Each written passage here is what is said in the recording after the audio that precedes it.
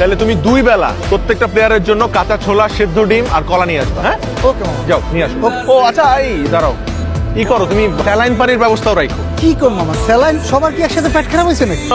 প্র্যাকটিসের পর প্রত্যেকটা প্লেয়ারের শরীর থেকে যে পরিমাণে লবণ আর পানি বের হয়ে যায়, সেই ঘাটতি পূরণ করার জন্য স্যালাইন পানি তো দরকার আছে নাকি?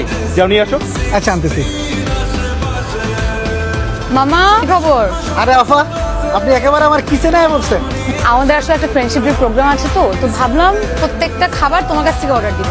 খাবার অর্ডার দেওয়ার আগে না একটু দেখতে চাচ্ছিলাম যে তোমার ক্যান্টিন কি আসলে মানসম্মত নাকি কি কোন আফা, 13 বছর ধরে এই ভার্সিটিতে খাবার বেশি, কেউ কোনোদিন এই মসজিদের খাবারের মান নিয়ে কথা বলতে পারবো না। আপনার কি লাগবে, কয় প্যাকেট লাগবে, খালি একটা বার কোন, আমি সাপ্লাই দিয়ে দেবো।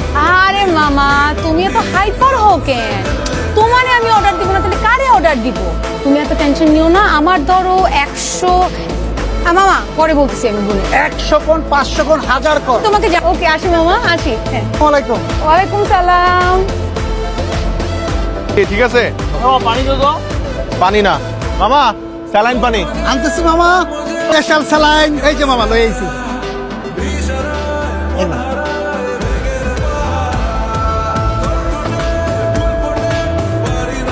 কি রে? দোস্ত, আমাদের শরীরে এক্স্যাক্টলি কতটুকু লবণ প্রয়োজন আমার মনে হয় এটা মামাকে বলে দেওয়া উচিত।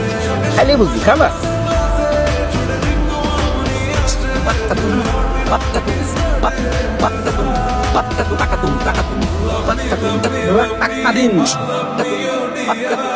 বিশ্বাস করেন মামারা, আমি এই কাজ করি নাই। কে?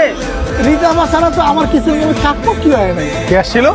রিতা আপা হ্যাঁ আইছিল, ওই যে প্রোগ্রামের খাওয়ার বিষয়ে কথা বলছিল। ও বুঝছি।